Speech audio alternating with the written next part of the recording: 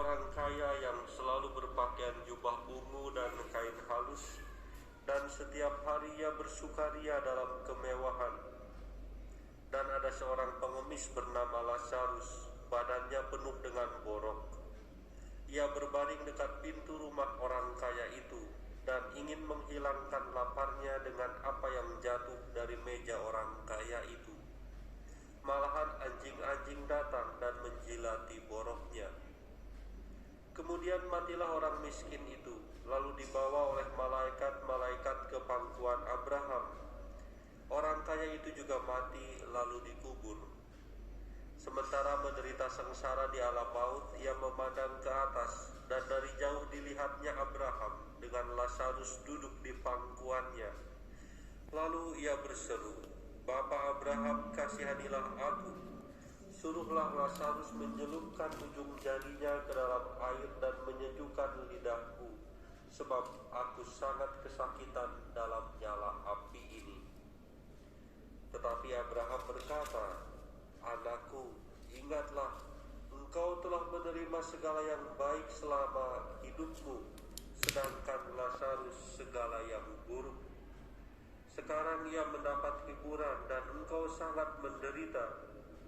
Selain daripada itu, di antara kami dan engkau terbentang jurang yang tak terseberangi, sehingga mereka yang mau pergi dari sini kepadamu ataupun mereka yang mau datang dari situ kepada kami tidak dapat menyeberang."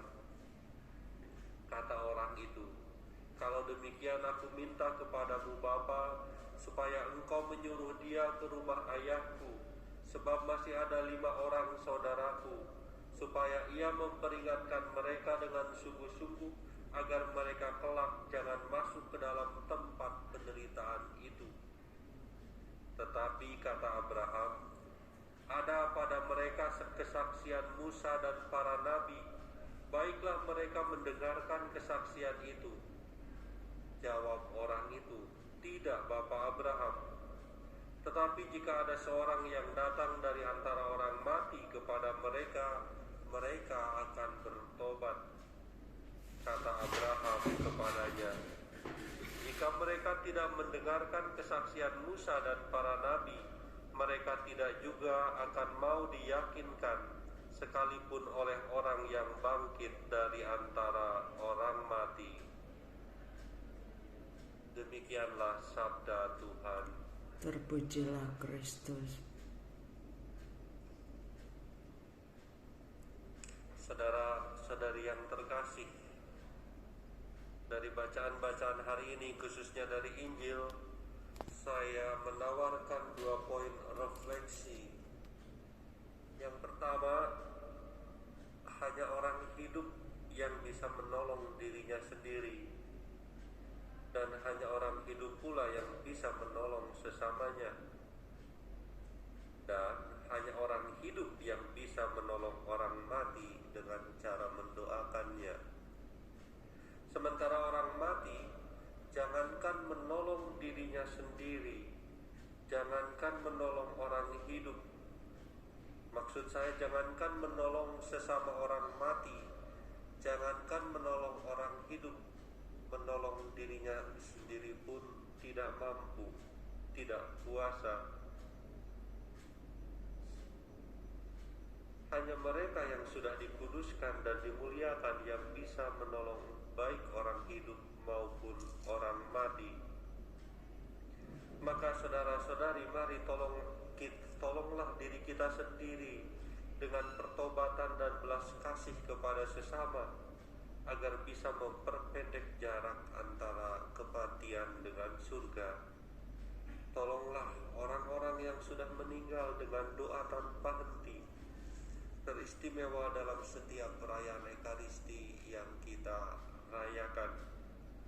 Di saat kita sedang berdoa, entah pribadi ataupun bersama, tiba-tiba terlintas seseorang yang sudah meninggal, maka pada saat itulah saat yang tepat bagi kita untuk mendoakannya. Dan poin refleksi yang kedua, kita belajar tentang pentingnya keselarasan antara hidup kultis dan hidup etis.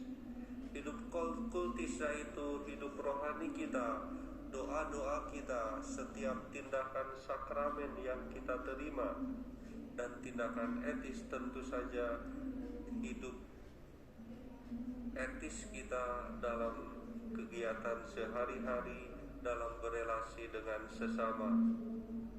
Berdoa tanpa disertai perbuatan baik, tanpa sikap yang baik pada sesama, itu bisa diibaratkan seperti makan tanpa minum.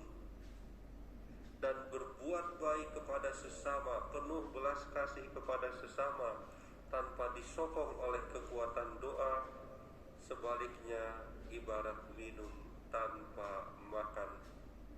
Keduanya perlu diselaraskan. Tuhan memberkati.